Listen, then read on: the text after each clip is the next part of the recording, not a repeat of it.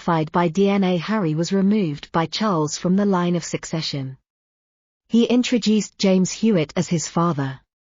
Charles will probably start the legal proceedings by depriving Harry of his title. Harry will no longer be in the royal family's line of succession once Parliament gives King permission to do so. The first is because of sentiments and actions that harmed the royal family and the establishment.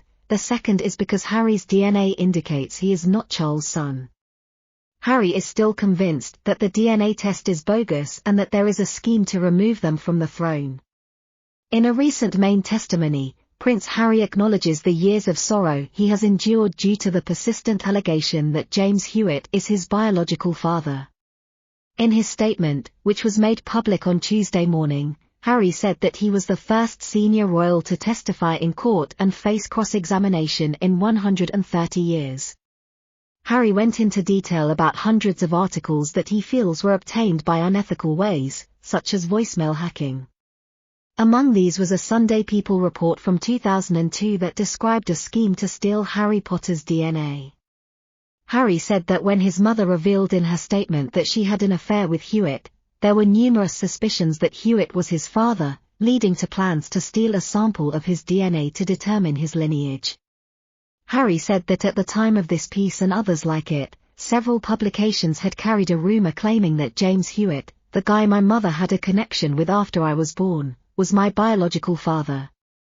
The truth was, I had no idea until after I was born that my mother had never met Major Hewitt.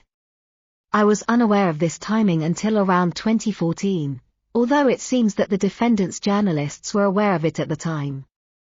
I was never satisfied with the answers I got when I read newspaper articles. I aimed to cast doubt on the public's perception in the hopes of being expelled from the royal family. When Monday morning's London High Court was crowded, everyone, including the judge, expected Prince Harry to testify in his case against MGN. However, the prince did not appear. Following his arrival before the Supreme Court, Harry's testimony was made public.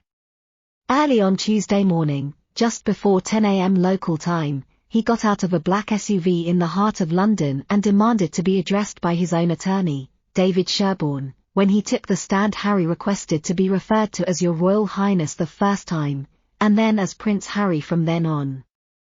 As they were no longer employed by the royal family, Prince Harry and Meghan stated their step back in January 2020, and Buckingham Palace stated that they would no longer use their HRH titles.